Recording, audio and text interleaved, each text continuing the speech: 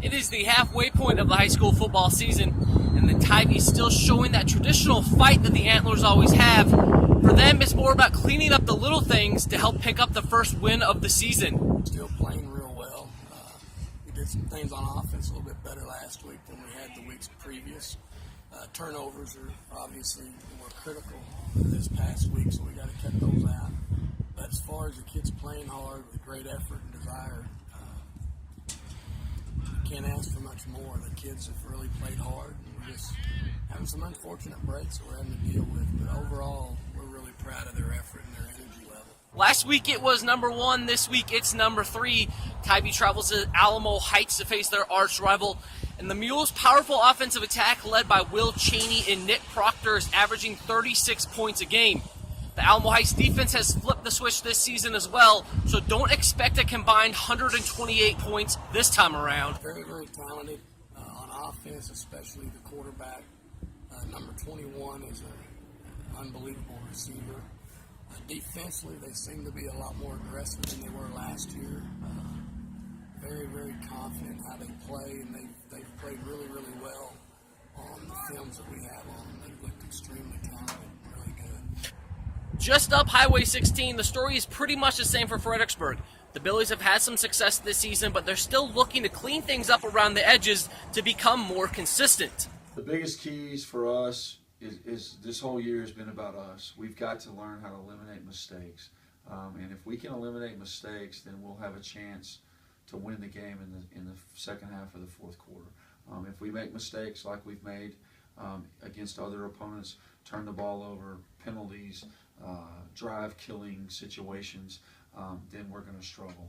Fredericksburg faces a stiff task this week when they head to Wimberley. The Texans' defense is allowing just 14 points a game this season. However, Coach Moffitt and his staff have a not-so-secret weapon with a very familiar first name. You know that you can always throw it to Johnny. I mean, that's kind of just the way it is. It's kind of a joke on our staff is just throw it to Johnny. And he's going to go up and go get it. And he's a great kid. He's become a leader. The thing I'm most impressed with him this year is his leadership ability and his character. The Warriors have improved their efforts weekly. The problem is they haven't been able to eliminate that costly mistake. Defensively, we played really well. We were physical. Conference is a real physical team. And I thought we matched their intensity and their physicalness. I thought we had the last 2 weeks.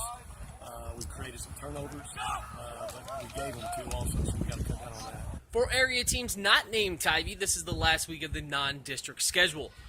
Right here in Ingram, the Warriors host one of the newest members of Class 3A, Johnson City. Now, this isn't your older brother's Eagles attack. A new coaching staff has brought a new system to JC that utilizes the skills of quarterback Wells DeLon and his ability to scramble, get out of the pocket, and show off that rifle of an arm he has. Their passing game is really good. The quarterback is really good. Their line protects him really well. And even when they flush him out, he can still get the ball off. So you got to contain him. You got to try to shut down or at least neutralize the receivers a little bit. Coming off a win over rival Centerpoint, Harper enters Week 5 still undefeated on the season at 4-0.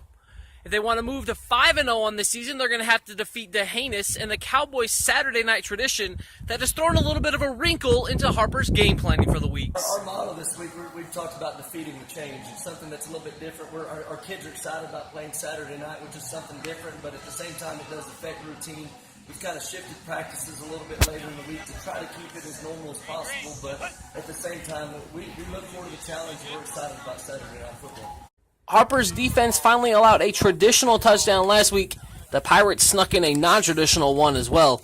This week they have the task of trying to slow down the Cowboys' prolific rushing attack. I have a very good tailback at D'Hanis.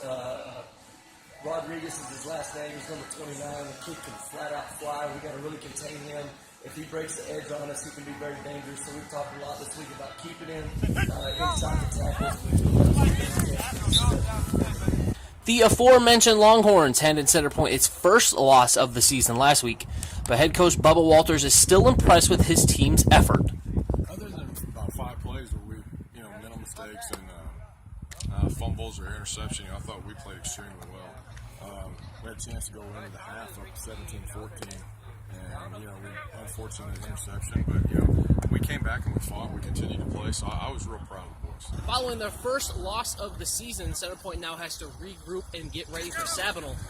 Much like the Longhorns, the Yellow Jackets present a number of different offensive formations and have a lot of speed and skill that's going to challenge the Pirates' defense. They do a lot of different things. I think we came up with 27 or 28 different pass plays. So, we got a lot of work to do this week, a lot of studying, a lot of film possession, just to make sure the kids understand what they're going to see. Led by Jason Faulkner and his 259 yards and 4 touchdowns, the Bobcats improved to 2-2 with a win over Ingram in Week 4. In Week 5, they have a couple of challenges on their plate. Number 1, of course, is the dynamic Brady offense, and number 2 is getting 8 men out of the box to give Faulkner an easier chance to gain yardage. We got to continue to run the ball. Ingram, what people are trying to do is just love the box on us, and we're still running the ball well. We've got to be able to throw it off of play action when that starts happening. We have, like I said, opportunities to do that. We just need to we've got to be able to get 8 men out of the box. Comfort will try and climb over the 500 mark before the start of district play. If the Bobcats are able to accomplish that, they will have to slow down a large Brady Bulldog attack. Big lineman, a good quarterback, about 6'1", about 200. Running back was a lineman last year, so he runs hard. They feature their quarterback. They're trying to get him running the ball. They throw sprint out passes, some slip screens and stuff like that. But if we do a job, we have a chance to win.